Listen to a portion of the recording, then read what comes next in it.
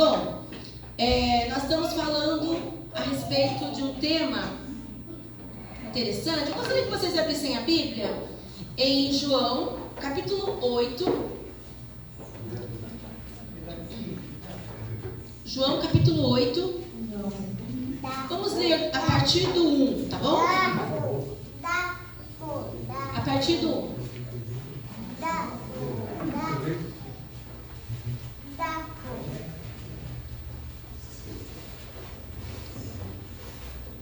Não é revista, José, é o PowerPoint de cima. De cima, isso. Bom, Jesus, encontraram? Amém? Amém. Misericórdia para alguém? Não? Jesus, porém, foi ao Monte das Oliveiras. Ao amanhecer, ele apareceu novamente no templo, onde todo o povo se reuniu ao seu redor, e ele se assentou para ensinar. Os mestres da lei e os fariseus trouxeram-lhe uma mulher surpreendida em adultério. Fizeram-na ficar em pé diante de todos e disseram a Jesus: Mestre, essa mulher foi surpreendida ao ato de adultério. Na lei de Moisés, nos ordena apedrejar tais mulheres. O Senhor o que diz? Eles estavam usando essa pergunta como uma armadilha, a fim de terem base para acusá-lo. Mas Jesus inclinou-se e começou a escrever no chão com o dedo. Visto que continuavam a interrogá-lo, ele se levantou e disse: Se algum de vocês estiver em pecado, seja o primeiro a atirar a pedra nela. Inclinou-se novamente e continuou escrevendo no chão.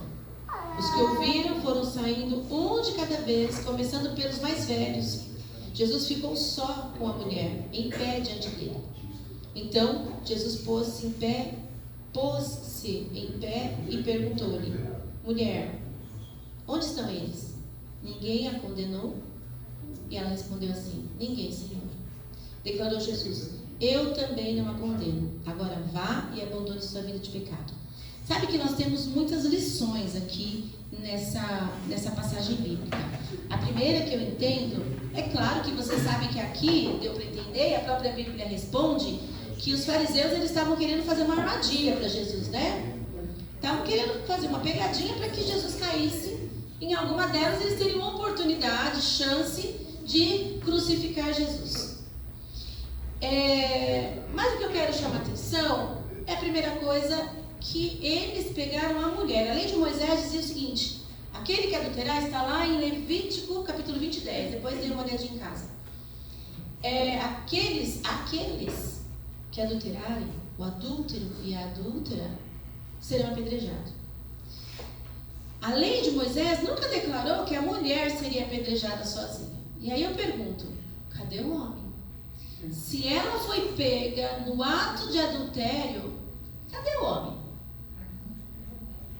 Não era para ser apedrejado também? Eles pegaram a mulher. E aí eu fico imaginando a cena. Alguns comentaristas bíblicos dizem que essa era uma moça de pouca idade. Talvez 17, 16 anos. Talvez 16, 17 anos. Foi pega em ato de adultério. Ela foi pega na cama com alguém. Vocês imaginem como que ela estava. Eles pegaram aquela moça do jeito que ela estava, nua, seminua, arrastaram pela cidade. E vocês sabem que naquela época os fariseus faziam muito escândalo, né? Talvez eles fossem arrastando essa moça descalça, tropeçando, se machucando, apanhando, desse jeito mesmo. Elas apanhavam muito. Hoje nós temos pessoas que vivem na rua e apanham. Vocês sabem disso? Pensa naquela época, numa época distante, onde a lei patriarcal imperava. E aí essa moça foi arrastada e jogada até Jesus, aos pés de Jesus. E Jesus olhou. E o que me chama a atenção é que aqueles homens que estavam ali, eu creio que haviam muitos homens, eu não sei, a Bíblia não relata, mas eu creio que não existiam mulheres ali acusando, né? Talvez uma ou outra. Mas os homens, eles estavam querendo apedrejar aquela mulher. Talvez para ferir Jesus, querendo matar uma pessoa. E essa foi a vítima. Jogada aos pés de Cristo, machucada, humilhada, decomposta, de cabeça baixa, talvez chorando aos prantos, sabendo que seria apedrejada e uma morte terrível, o apedrejamento. A gente quando recebe, dá uma topada, né, no pé da cama, a gente até chora. Depois, se tiver frio, então, nossa. Imagine receber pedras na cabeça, no pescoço, e aquela moça estava a ponto de ser sentenciada à morte. E Jesus abaixou e colocou o dedo e começou a escrever algumas coisas. Note que o Pai Celeste, Ele só coloca o dedo em ocasiões muito especiais. Vocês se lembram a primeira vez que Deus colocou as mãos? Quando foi? Na criação do homem. Jesus foi lá e colocou a mão e fez o homem. Fez o mundo com a sua palavra. Jesus foi falando, haja luz e houve luz, né? Criem-se os peixes e criou-se os peixes. Mas na hora de criar o homem e a mulher, o amor era tanto, o carinho era tanto, que Cristo foi lá e colocou a mão. E você só coloca a mão naquilo que você ama. Não é verdade? Aquilo que você tem asco, você não vai colocar a mão. Nós somos assim. Jesus foi lá e colocou a mão. Numa outra passagem bíblica também que eu me lembro, no neto de Nabucodonosor. Vocês se lembram que ele pegou as coisas do templo lá e estava fazendo uma festa com as coisas? O que Deus fez? A mão escreveu. Qual foi a inscrição? Tekel, né? Pesado fostes e na balança foi achado em falta. Também um ato assim que Deus foi lá e colocou a mão para acabar com a festa. Para acabar, para parar. Não, até aqui, não, vocês foram, mas não vou mais. Uma outra vez que Cristo colocou o dedo foi aonde? Os 10 mandamentos. Deus escreveu os 10 mandamentos com o dedo. Vocês percebem que quando aparece a inscrição de Cristo é muito significativo? Cristo foi lá, colocou o dedo no chão e começou a escrever algumas coisas que talvez fossem os pecados daqueles que estavam ali. Mas que tipo de pecados? Muitos deles que estavam acusando já tinham dormido com aquela moça, já tinham feito mal com aquela moça, para aquela moça. Uma moça de talvez 17, 16, 18 anos, sendo acusada por vários daqueles que estavam ali, que queriam apedrejá-la, talvez para silenciá-la, porque não queria que aquela moça desse com a língua dos dentes. Infelizmente, essa moça passou por isso. A parte boa é que Cristo estava lá. E aí, quando Cristo escreveu e aquelas pessoas perceberam que o pecado delas também poderia levá-la à morte de apedrejamento, resolveram largar a pedrinha e sair de mansinho, porque ia sobrar para todo mundo ali, né? Quando Cristo levantou aquela moça, quando Cristo agachou e levantou aquela moça, o olhar de amor de Cristo se cruzou com o olhar daquela moça. Ela percebeu que aquele homem era Deus. O Deus que levanta, o Deus que acolhe, o Deus que respeita. Obrigada, irmão. O Deus que nos ama. O Deus que perdoa. O que mais, irmãos? O Deus que está aqui. Que sustenta. Obrigada. O Deus que está aqui nesse momento. Amém. E aí, essa moça mudou de vida. Cristo deu uma ordem para ela: vai e não peques mais. E ela foi e se tornou uma das maiores seguidoras de Cristo, estando até os pés da cruz na morte de Jesus. Bom, essa história dessa moça é uma história que se repete até hoje. Alguns historiadores também contam ou dão a impressão que essa moça era uma órfã e ela foi abusada pelo tio.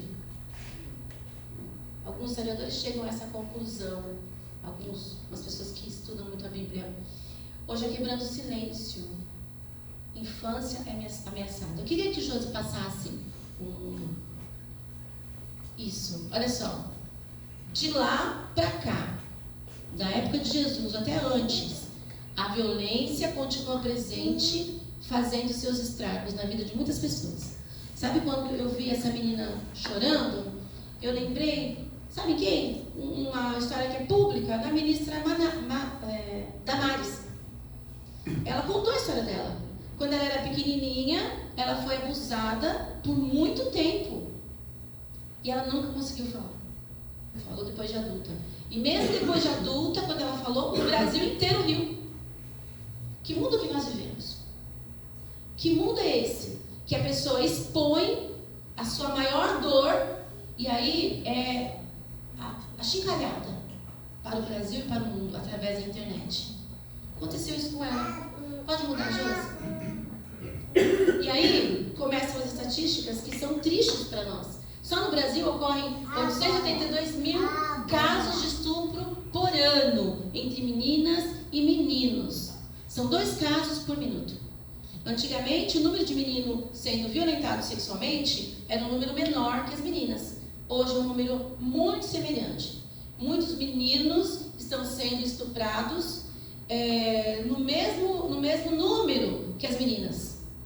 Pode mudar, Josi. Bom, a violência representa uma das piores experiências adversas na infância, que são conceituadas como aquelas que geram estresse tóxico, interferem no curso normal do desenvolvimento, pois tornam as crianças e adolescentes física e psíquica ou socialmente vulneráveis. Ou seja, uma pessoa que é abusada na infância, ela nunca se tornará um adulto completo. Nunca. Pode mudar, Josi? Quando o agressor é uma pessoa do círculo familiar ou alguém com quem a criança mantém um vínculo afetivo, de confiança, o processo de denúncia torna-se ainda mais difícil. Olha só, gente, somente 2% das vítimas chegam a denunciar. Sabe por quê? Porque existe a opressão do agressor. O agressor, ele diz assim, ó, se você contar, eu mato sua família. O agressor diz assim, se você contar, eu faço pior para sua mãe. Se você contar, eu arrebento seu pai. Então, essas palavras ditas constantemente vai criando uma resistência, sem contar que uma criança fragilizada, muitas vezes quando ela tenta falar para o adulto, normalmente o adulto fica olhando, será? Muitos adultos não acreditam no que as crianças estão falando. Cerca de mais de 75% dos casos de crianças que sofrem violência sexual, a prática é contínua, porque os pais não prestam atenção naquilo que as crianças estão sentindo. Porque a criança, ela dá sinais. A criança, ela sinaliza que alguma coisa está acontecendo. Ela fala quando algo não está bem. E aí, o pai ou a mãe acaba não percebendo, acaba deixando. Sabe aquela... Em muitos casos, né? Exatamente. Quer ver? É isso aí, Messias. Muda, meu bem. A síndrome do segredo é a dificuldade de crianças e adolescentes vítimas de violência revelarem tal experiência por alguns fatores que podem estar presentes na dinâmica de relação com o agressor. Olha só, 98% sofrem dessa síndrome, por isso que elas não falam. É a síndrome do silêncio, justamente porque aquele agressor está presente. Aquele agressor, normalmente, é um tio, é um vizinho próximo, é um primo. Irmãos, eu acho que eu contei na quarta-feira, não lembro. Sempre quando nós fazemos campanha de quebrando silêncio nas escolas adventistas, a gente recebe notícias, ou então até as crianças chegam e se abrem. Se abrem. Todo ano a gente tem crianças que se abrem dizendo o seguinte: eu estou sendo abusada pelo meu primo, estou sendo abusada pelo meu tio, estou sendo abusada pelo meu pai, ou fui abusada. Nós temos capelão, que é o pastor de escola, ele está preparado para isso, para receber as crianças e agir de acordo com a norma, né? Dentro de uma psicologia infantil, encaminhar essas crianças para uma assistência mais acurada, uma assistência mais importante. Acontece que as crianças não vão para o capelão. As crianças vão para quem que elas sentem mais confiança, porque o capelão, ele é uma pessoa mais assim, longe da vida delas. Então, elas vão para os professores. Uma vez eu estava dando aula e falando sobre quebrando o silêncio. Era o terceiro dia, nós fazíamos no passado uma semana de quebrando o silêncio. Hoje não mais, hoje diminuiu, eu acho isso terrível, ter diminuído a semana do quebrando o silêncio. Hoje fazemos 2 dias, quando né, Renata? Quando acontece em 2 dias. Mas, estávamos no segundo ou terceiro dia, não me lembro, era no comecinho do quebrando o silêncio, e uma menina me chamou. Pronto, preciso falar com você. Aí eu falei assim, dá para esperar um pouquinho? Ela falou assim, não dá. Mas eu estava palestrando, né? Eu estava falando. E eu falei assim, tá bom. Gente, já volto. Peguei o microfone, dei o microfone para uma pessoa. E a pessoa falou assim para mim, que doida. A pessoa começou a falar e me ajudou muito. E aí eu fui no cantinho para ela e falei assim, eu vou falar porque eu não aguento mais. Eu estou sendo abusada pelo meu primo. Eu já falei para meus pais e minha mãe não acredita. O que eu faço? Foi a primeira vez que eu ouvi, porque é tão difícil você ouvir algo assim. É tão difícil você olhar para uma criança frágil, uma menina de 6ª série, 12 anos, acho, 11, 12 anos, e passar na tua cabeça como é que pode um ser humano fazer algo tão grave assim. Tão grave, tão nojento aos olhos de Deus. E aí eu falei assim pra ela, vamos fazer o seguinte, primeiro eu preciso saber como que você sente. E ela disse assim, Pro, eu me sinto culpada, porque a todo momento ele diz que vai matar meu pai, vai matar minha mãe, ele vai fazer isso, ele vai fazer aquilo, e eu sou culpada. Eu sou culpada. E ela dizia a todo momento, eu sou culpada, eu sou culpada, eu sou culpada. E essa menina levou um tempo para que ela conseguisse se libertar da culpa, que não era dela. Da culpa que não existia. Da culpa que foi imposta para ela.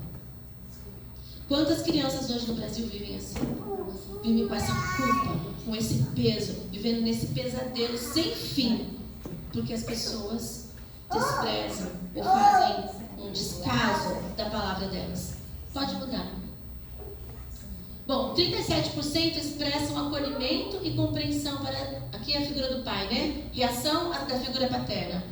E eu achei isso tão interessante que é muito triste. 37% dos pais expressam acolhimento e compreensão para a vítima. No entanto, 63% dos pais demonstram agressividade e culpa, principalmente nos casos de criança que relatam abuso sexual intrafamiliar em comparação com os casos de abuso sexual extrafamiliar. Então o que acontece é o seguinte, 63% dos pais ou dos familiares ficam indiferentes e ficam nervosos, sem saber o que fazer e não fazem.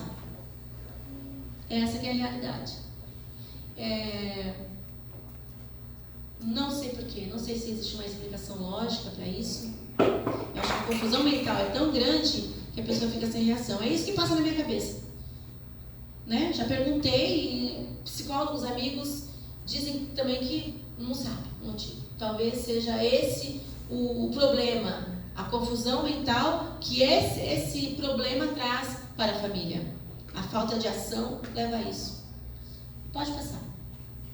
No entanto, existe o lado positivo, né?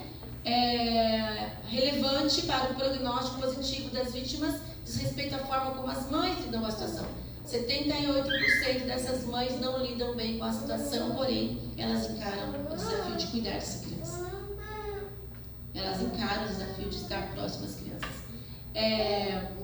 Infelizmente, nós temos pessoas no mundo que vão continuar agredindo, vão continuar machucando, vão continuar, enfim, fazendo tudo o que o diabo pede.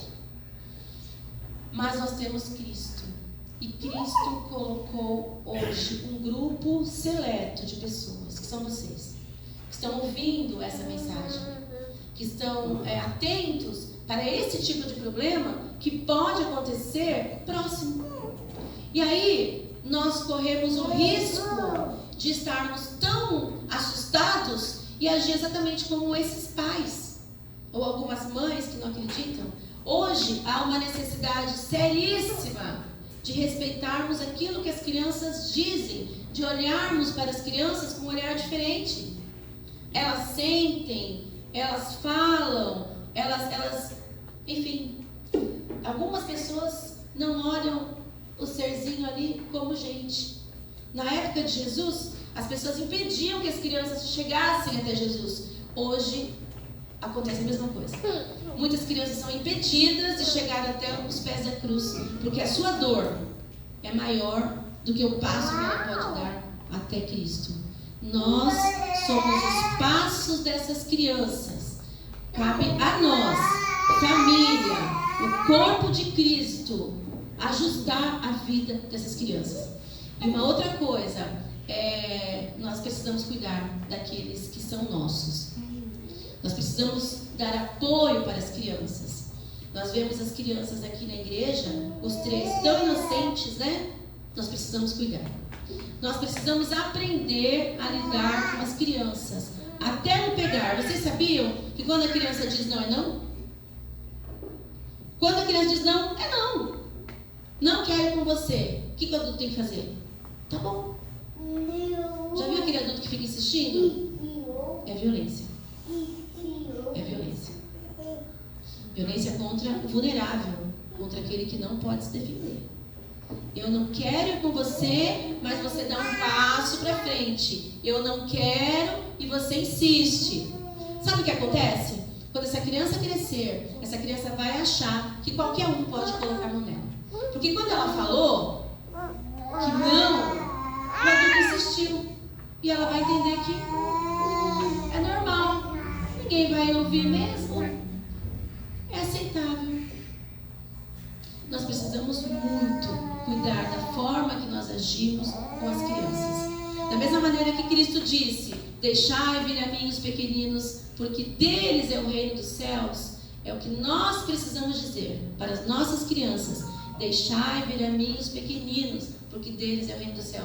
Deixai ir até Cristo Jesus, porque dos tais é o reino dos céus. Nós estamos aqui hoje, irmãos, na condição de servos, como já foi dito aqui nesse culto pela manhã, né, na escola sabatina. Nós somos servos. Servos de quem? Servo do outro. Servo da criança, servo do vulnerável. Eu quero encerrar dizendo que a tarde continua, tá? Com a psicóloga Miriam, ela estará aqui. E eu estendo o convite para que você venha, será um bate-papo muito interessante, muito agradável.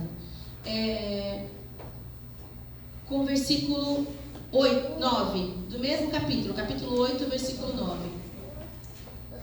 Os que ouviram foram saindo um de cada vez, começando pelos mais velhos. Jesus ficou só, com a mulher em pé diante dele.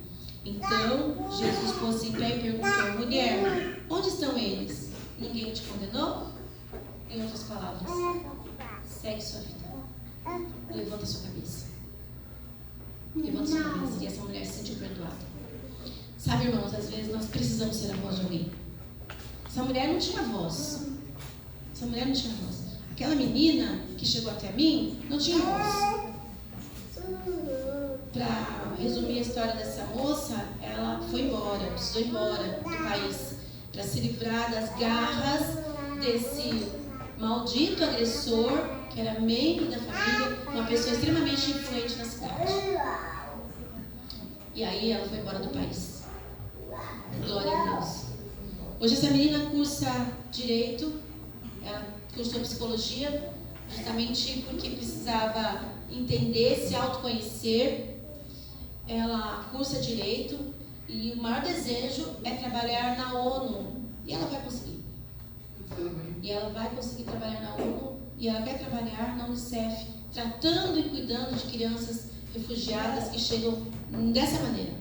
O que ela passou, ela quer ajudar. Ela quer entender. Sabe por que ela conseguiu? Porque um dia alguém ouviu. Porque um dia ela sentiu o perdão de Cristo. Quantas e quantas crianças estão aí precisando entender que o perdão de Cristo é acessível a todos e que nós não somos culpados. O pecado fez isso com o ser humano. E principalmente, ela não tem culpa daquilo que o agressor faz com ela. Que Deus tenha misericórdia daquele agressor. Que Deus tenha misericórdia das famílias. Mas acima de tudo, nós precisamos orar para que Deus cuide das nossas crianças. E olhos atentos, que nós possamos abrir os nossos olhos, abrir os nossos corações para aquilo que as crianças têm a nos dizer. Porque a criança tem poder de voz e nós precisamos dar a ela. Que Deus te abençoe, que você possa compreender que a sua missão aqui nessa terra não é apenas vir à igreja e sentar no banco e ouvir a mensagem, mas a sua missão, a minha missão, a missão da igreja hoje é servir e dizer para essas crianças, para dizer que o mundo pode maltratar, mas aqui dentro ela terá perdão, poder e paz para continuar a vida. Amém? Irmãos, eu deixei de falar da importância da denúncia. Se você souber de algum caso, denuncie. O sangue dessa pessoa não pode correr nas nossas mãos. Não pode. Denuncie. Vamos orar? Grandioso Deus, nós estudamos agora, Pai, palavras duras, difíceis de ouvir, difíceis de aceitar nesse mundo e difícil de entender que existem pessoas que podem cometer abuso contra uma criança tão vulnerável. Senhor, pedimos que o Senhor nos perdoe se em algum momento alguém tentou chegar até nós para desabafar, para conversar, para falar algo assim e nós não percebemos, Pai, nós não demos importância. Pedimos, Pai, que a partir de hoje nós possamos ser um bálsamo para as pessoas que vierem até nós. Que nós possamos, Pai, aliviar a dor do nosso próximo, seja quem for. Que nós possamos, Pai, dar alívio, mostrando que em Ti pode-se obter o perdão, a salvação. Em Ti, Pai, nós temos um novo recomeço.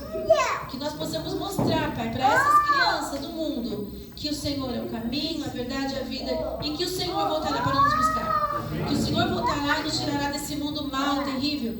E que um dia, Pai, nós estaremos nos seus braços, te abraçando, te beijando e te agradecendo, Pai, porque o Senhor trabalhou em nossas vidas e o Senhor curou as feridas que nós temos. Amém. Pai, pedimos também que o Senhor trate dessas pessoas que fazem mal às crianças. Que o Senhor cuide desses agressores. Que eles possam retomar a consciência, recobrar a capacidade de amar. E que eles possam entender que tudo tem um prejuízo e que eles serão culpados e queimarão no fogo eterno se não houver arrependimento. Coloque no coração dessas pessoas, Pai, que não pode mexer com uma criança. Fique conosco, Pai. Pedimos que o Senhor nos abençoe, que o Senhor nos guarde, que o Senhor proteja e nos traga de volta aqui para o culto da tarde. Em nome de Jesus, amém. Amém.